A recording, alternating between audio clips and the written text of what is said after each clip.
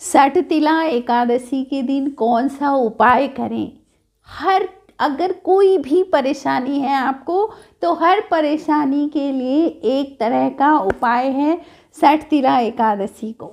जय श्री राम दोस्तों कल सठतिला एकादशी है, मंगलवार को यानी 6 फरवरी को सठतिला एकादशी है और सभी को सठतिला एकादशी की बहुत बहुत बधाई।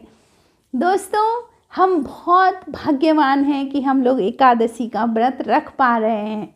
तो दोस्तों सठतिला एकादशी माघ के महीने की कृष्ण पक्ष की एकादशी है। दोस्तों जिस तरह से सावन का महीना भगवान शंकर के लिए की भक्ति के लिए होता है, उसी तरह माघ का महीना विष्णु भगवान की भक्ति के लिए बहुत ही अच्छा होता है।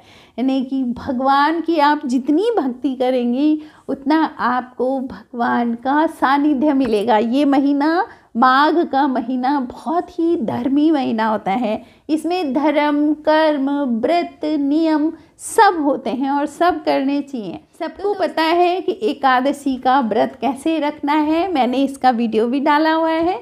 तो दोस्तों आज मैं बताऊंगी कि कल जो मंगलवार को जो सठतिला एकादशी आ रही है उस दिन हम कौन सा उपाय करें, अपने दुखों से छुटकारा पाएं, दिन भर व्रत भी रखें और साथ में ये उपाय हैं जिनको आज मैं अपने वीडियो के माध्यम से आपको बताना चाहती हूँ। दोस्तों रोज़ की तरह यदि आपको मेरा वीडियो पसंद आता है तो मेरे चैनल को सब्सक्राइब करें, मेरे वीडियो को लाइक करें और शेयर भी करें ताकि और लोगों के काम भी ये जानकारी आए। तो दोस्तों शुरू करते हैं आज का वीडियो। दोस्तों नंबर 1, यदि आपको नौकरी चाहिए यानी अच्छी नौकरी चाहिए, अच्छी आमदनी चाहिए तो इसके लिए करें कौन सा उपाय।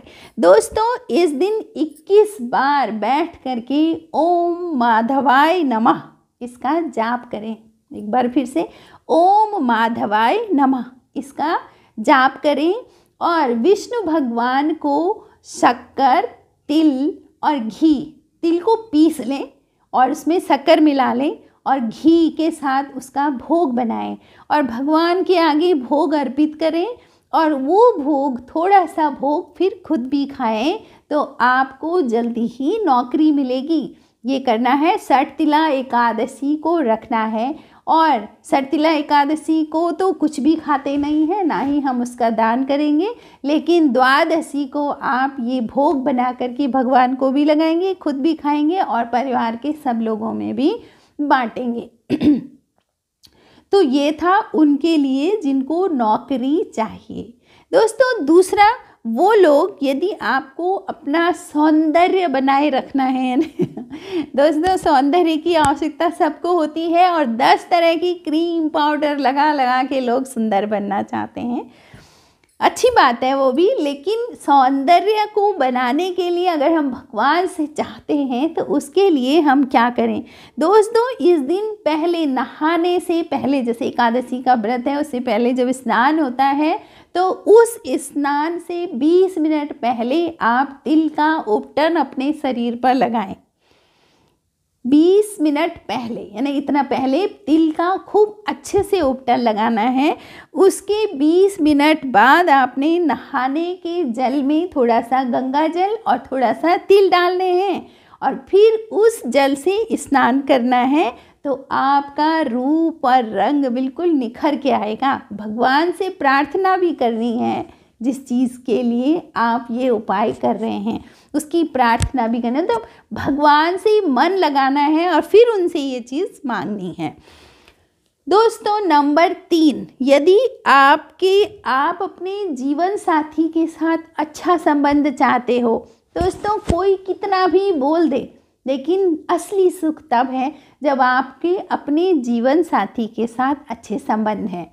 आप पूरी दुनिया घूम लो, आपको कहीं संतुष्टि नहीं मिलेगी जो संतुष्टि अपने जीवन साथी के साथ प्रेम से रहने में है। तो दोस्तों अगर ये चाह रखते हैं, क्योंकि प्रारब्ध कर्मों का भोग भोगने की वजह से कभी हम इस सुख से भी वंचित रहते हैं, तो फिर आपको क्या करना है? तो दोस्तों इस दिन आपने क्या करना है कि विष्णु भगवान को तिल मिले पंचामृत का भोग बनाना है। मतलब जो पंचामृत बनाना है उसमें तिल भी मिलाना है, उसका भोग भगवान को लगाना है और विष्णु भगवान को एकाक्षी नारियल भी भेंट करना है। दोस्तों इस एकाक्षी नारियल विष्णु भगवान को जब आप भेंट करेंगे तो आपके अपने जीवन साथी के साथ बहुत अच्छे संबंध होंगे। लेकिन वही मैं बता रही हूँ कि हर उपाय को करते समय आपको पहले भगवान का ध्यान लगाना है, प्रेम से उनको ये चीज़ें अर्पित करनी है और फिर अपनी कामना उनके सामने रखनी है, उनके चरणों में रखनी है। तो दोस्तों आपको अपने जीवन साथी के साथ संबंध अच्छे मिलेंगे। फिर दोस्तों अब आते हैं अगला उपाय। यदि आपके बच्चों का पढ़ाई में मन नहीं लग रहा है दोस्तों बड़ी चिंता रहती है और आज के ज़माने में तो ज़्यादा बढ़ गई है, क्योंकि सोशल मीडिया एक ऐसा दिमाग भटकाऊ चीज़ आ गई है बच्चों के लिए कि पेरेंट्स के लिए बड़ी प्रॉब्लम हो गई है कि बच्चों को कैसे पढ़ाई की तरफ लाएं, क्योंकि बच्चे तो मनोरंजन की तरफ हैं। सोशल मीडिया में तो दुनिया भर का मनोरंजन है, आप कई कई घंटे बैठ करके आप उसी में आराम से रह सकते हो। तो दोस्तों ऐसी स्थिति में आपको क्या करना है? तो दोस्तों एकादशी वाले दिन व्रत रखें और उसके बाद पूजा करने, अपने घर पर पूजा करने के बाद आप मंदिर जाएं और मंदिर में विष्णु भगवान के मंदिर में पीले कपड़े का दान करें। तो दोस्तों विष्णु भगवान के मंदिर में पीले कपड़े का दान करने से, विष्णु भगवान की पोशाक दान करने से आपके बच्चे का पढ़ाई में मन लगेगा। तो ये काम आप करें एकादशी के दिन। कौन सी? षटतिला एकादशी वाले दिन। ये सब मैं कल की जो एकादशी है उसके लिए उपाय आपको बता रही हूँ। दोस्तों यदि आपकी तबीयत खराब रहती है या परिवार में किसी की तबीयत खराब रहती है, स्वास्थ्य अच्छा नहीं है, तो इसके लिए क्या करें? इस दिन भगवान विष्णु के आगे जल में तिल मिला करके उस जल को भगवान विष्णु के आगे रखें और जब आपकी पूजा का जब आप प्रसाद लेते हैं तो उस समय उस जल को सभी लोग, घर के सारे सदस्य भोग की तरह, जैसे भगवान को भोग लगा उसके बाद उसको प्रसाद की तरह सब लोग लें, तो क्या सबका स्वास्थ्य अच्छा होगा। सबको बांटें उस जल को। तो सब पानी में तिल मिला करके उस जल को विष्णु भगवान के आगे रखें और उसके बाद जब पूजा संपन्न हो जाती है, व्रत आपका पूर्ण होता है, उसके बाद जो प्रसाद होता है तो घर में उस जल को प्रसाद स्वरूप में सबको बांटें। दोस्तों अगली बात, यदि आप अपने घर में धन धान्य की वृद्धि चाहते हैं, तो कौन नहीं चाहेगा दोस्तों, धन धान्य की वृद्धि चाहते हैं तो इस दिन क्या करें? आप तिल का दान करें। कहाँ? मंदिर में। आप विष्णु भगवान के मंदिर में या किसी भी मंदिर में जाओगे, आप भगवान की फ़ोटो तो वहाँ होगी, तो आप मंदिर में जा करके तिल का दान करें और घी का दीपक जला करके विष्णु भगवान की आरती करें। तो यह करने से आपके घर में धन धान्य की वृद्धि होगी। यदि आप अपनी हर मनोकामना की पूर्णा चाहते हैं, दोस्तों बहुत सारी होती हैं इच्छाएं, मनोकामनाएं, अगर आप उनकी मनोकामनाओं की पूर्ति चाहते हैं तो सभी मनोकामनाओं की पूर्ति के लिए आपको तिल और गुड़ के कूट करके लड्डू बनाएं या फिर साबुत तिल और गुड़ के लड्डू बनाएं और 11 लड्डू मंदिर में दान करें और 108 बार ओम नमो भगवते वासुदेवाय का जाप करें। तो इससे आपकी सभी मनोकामनाएं पूर्ण हो जाएंगी। लेकिन रोज की तरह जो मैं कहती हूँ कि आपको मेहनत तो करनी पड़ेगी और मेहनत के साथ साथ भगवान पर विश्वास भी करना पड़ेगा, तभी ये सब कुछ मिलेगा। वरना कई बार आदमी एक कान से सुनता है दूसरे कान से निकालता है, प्रॉब्लम में धंसा हुआ रहता है लेकिन करने को कुछ भी तैयार नहीं होता है। क्यों? क्योंकि उसके प्रारब्ध में किए हुए जो बुरे कर्म होते हैं ना, वो ये सब करने के लिए उसको बाधित करते हैं। अरे सब बेकार की बात है, लेकिन आपको क्या, आपको बस दृढ़ संकल्प से ये सब काम करने हैं, तो कैसे नहीं आपकी समस्याएं हल होंगी। तो दोस्तों ये करना है। यदि संतान के वैवाहिक जीवन में सुख चाहते हैं, कुछ लोग आजकल क्या, बच्चों की शादियां तो हो जाती हैं लेकिन उनके अंदर बिल्कुल वो रहता है, एक दूसरे की बात नहीं माननी है, मतलब कोई कुछ भी हो, वैवाहिक जीवन उतना सुखमय नहीं रहता है, क्योंकि एक बोलता है मैं बड़ा, दूसरा बोलता है मैं बड़ा, क्योंकि अब बड़े बड़े तो दोनों ही हैं, लड़की भी क्यों पीछे रहेगी।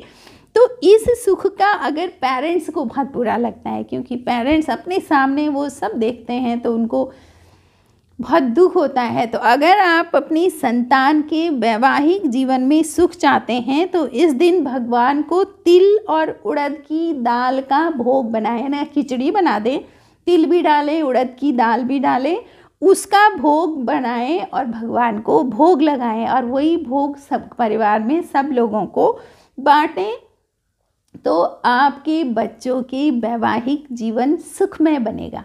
तो दोस्तों इतना करना है, यानी भोग में भी तिल और उड़द की का भोग बनाएं। दोस्तों इसी तरह से यदि जीवन में वैभव की प्राप्ति चाहते हैं, अगर बहुत सब कुछ चाहिए लेकिन वैभव चाहिए, सब बिल्कुल ऐसा चमकदार रहे हमारा, तो वैभव की प्राप्ति के लिए एक मिट्टी के बर्तन में तिल भरकर ब्राह्मण को दान करें तो आपके घर में वैभव रहेगा, यानी कि किसी भी चीज़ की सुख समृद्धि सब कुछ रहेगी। वैभव यानी धन धान्य सुख समृद्धि सब कुछ रहेगी। तो आपको एक मिट्टी के बर्तन में तिल भर करके पंडित जी को देना है, पंडित जी को दान करना है। तो दोस्तों कुल मिला करके इस एकादशी का नाम सठ तिला एकादशी है, तिल है ना। अब आपने देखा होगा कि माघ के महीने, अभी इससे पहले संकट चौथ आई, उसमें भी तिल था, है ना। तिल को खूब खाना है, आपको अगर पूरे साल भर स्वस्थ रहना है तो आपको तिल का दान भी करना है, तिल को खाना भी है। और आपको शायद पता होगा कि भगवान विष्णु को तिल अर्पित किए जाते हैं। एक चीज़ और है, जब आप पितरों को तर्पण करते हैं उसमें भी तिल डाले जाते हैं। तो आपके पितृ खुश, भगवान खुश और सब, आपका स्वास्थ्य भी सुंदर, तो फिर और क्या चाहिए। तो दोस्तों सठतिला एकादशी की आप सभी को बहुत बहुत बधाई। और अपने आप को भाग्यशाली हम मानते हैं कि हम एकादशी का व्रत रख पा रहे हैं। बहुत सारे लोग ऐसे हैं जो चाहते हैं कि हम व्रत रखें, लेकिन उनका शरीर जवाब दे रहा है, वो नहीं रख पाते हैं। इसलिए इसमें भी अहंकार नहीं होना चाहिए कि हम व्रत रख रहे हैं। हम तब तक रख रहे हैं जब तक उसकी कृपा हमारे ऊपर है। तो दोस्तों आपको वीडियो कैसे लगा आप बताएं और कमेंट ज़रूर करें, कमेंट में जय श्री राम लिखें। दोस्तों थैंक यू फॉर वॉचिंग। जय श्री राम।